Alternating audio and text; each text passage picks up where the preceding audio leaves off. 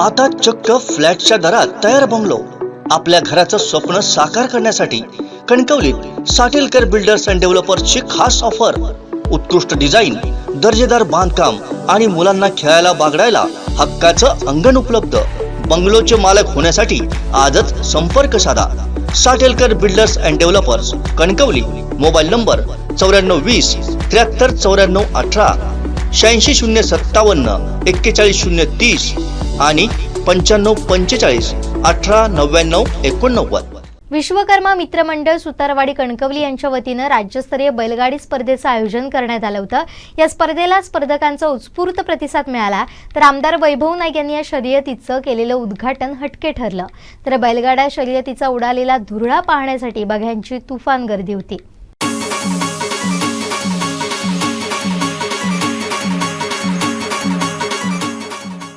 विश्वकर्मा मित्रमंडळ सुतारवाडी कणकवली यांच्या वतीनं राज्यस्तरीय बैलगाडी स्पर्धेचं आयोजन कणकवलीत करण्यात आलं होतं.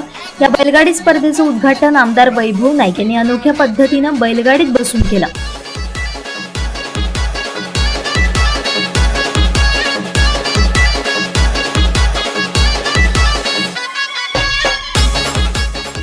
या सर्व मित्रमंडळाला मी पहिल्यांदा हार्दिक आभार व्यक्त करतो की त्यांनी आपल्याला ही एक संधी दिली या बैलदौड स्पर्धा भरवण्याची. आणि खूप चांगल्या प्रकारची स्पर्धा या निमित्ताने या विश्वकर्मा मित्रमंडळाने भरवलेली आहे.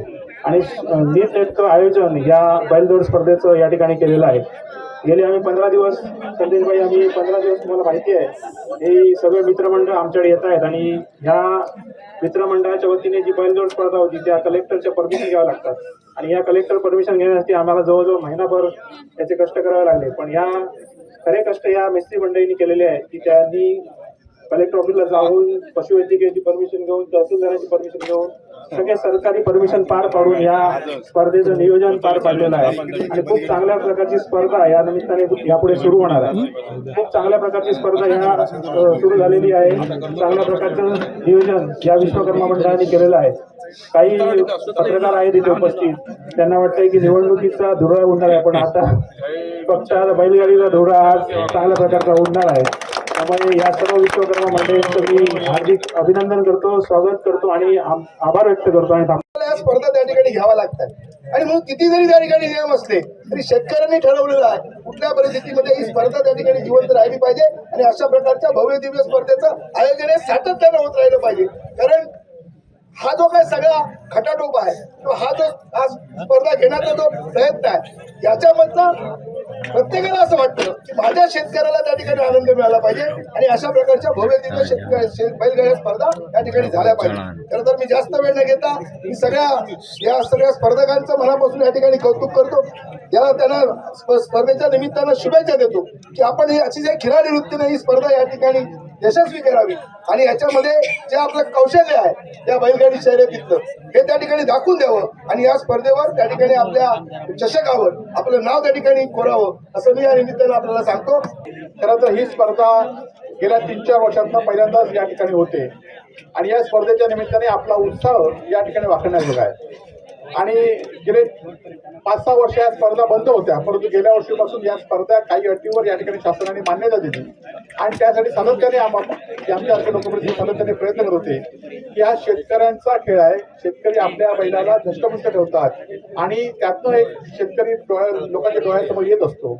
आणि त्यामुळे या स्पर्धा खरं तर कणकवली शहर किती मोठं असलं तरी कणकवली शहराचा खऱ्या अर्थाने ग्रामीण भागच आहे. गाभा हा ग्रामीण भागातच आहे. आजही या शहरातील 50% लोक हे शेती करतात आणि शेतकरी वर्ग आहे. राणी कुटुंबीय असू देत, मिस्त्री कुटुंबीय असू देत, परक कुटुंबीय असू देत, हे सातत्याने या कणकवली शहरामध्ये 60-70% शेती आजही या शहरामध्ये आहे. आणि त्यामुळे कणकवली शहरामध्ये या स्पर्धा तुम्ही विश्वकर्मा जयंती या ठिकाणी घेतलात त्याबद्दल मी तुमचं मनापासून धन्यवाद व्यक्त करतो. की ग्रामीण भागामध्ये स्पर्धा होत असतात, परंतु नगरपालिका क्षेत्रामध्ये या पहिल्यांदा स्पर्धा होत आहेत, त्याबद्दल आपलं अभिनंदन करतो. विशाल नाईक यांनी सुद्धा या स्पर्धेत यशस्वी करण्यासाठी प्रयत्न या ठिकाणी गेले 15 दिवस करत होते. त्याला यश या ठिकाणी आल्याने आपण खरं तर या कुठल्याही स्पर्धा घेतल्यानंतर आपला सहभाग असला पाहिजे. आणि आपला सहभाग अत्यंत या ठिकाणी उत्साह दर्शवणार आहे. त्या अशा स्पर्धा या शहरामध्ये यापुढच्या काळात सुरू होतील. या स्पर्धेमध्ये प्रथम विजेता ठरले ते कणकवली वरचीवाडी येथील चंद्रकांत सावंत यांच्या बैलगाडीनं 48.19 सेकंदात 800 मीटर अंतर पार करत पहिला नंबर पटकावला. यावेळी नगरसेवक सुशांत नाईक यांच्या हस्ते त्यांना रोख रक्कम आणि चषक देऊन सन्मानित करण्यात आला. तर दुसरा नंबर राजू बागवे कुडाळ कुंदे यांनी, तर तिसरा चंद्रकांत नारायण वाटवे यांनी पटकावला.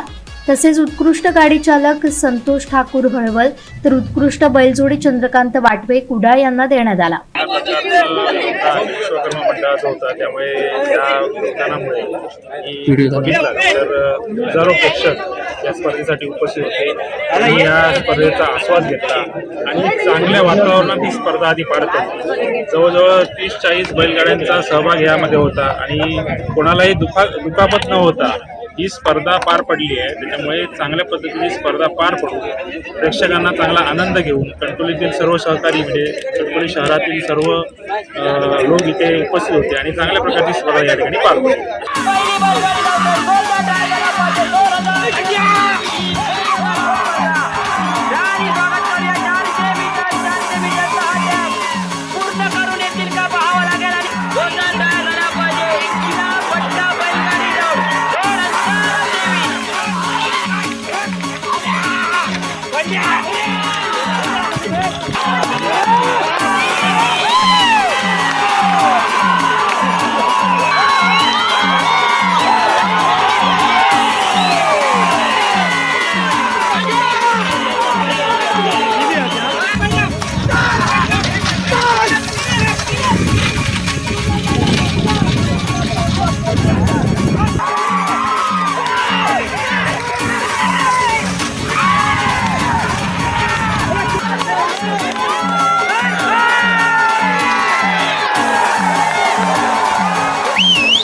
या स्पर्धेमध्ये प्रशासनाच्या वतीनं नायब तहसीलदार शिवाजी राठोड, पोलीस उपनिरीक्षक सागर खंडागळे, तालुका पशुवैद्यकीय अधिकारी चौगुले आणि त्यांचे सर्व सहकारी उपस्थित होते.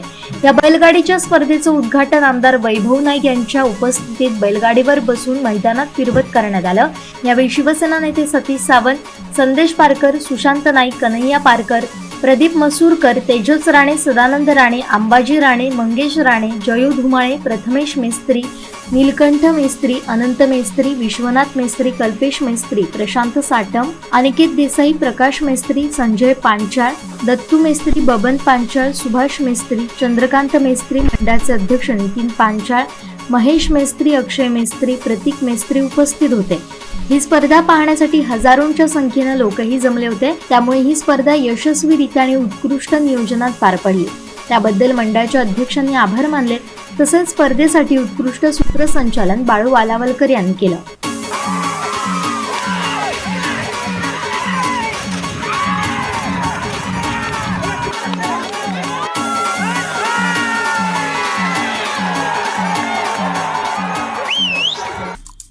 आमचे दिवसभरातले सर्व अपडेट्स, ताज्या घडामोडी आणि थेट लाईव्ह पाहण्यासाठी सबस्क्राईब करा, लाईक करा कोकणचं नंबर 1 महा चॅनल कोकण 7 लाईव्हचं YouTube चॅनल.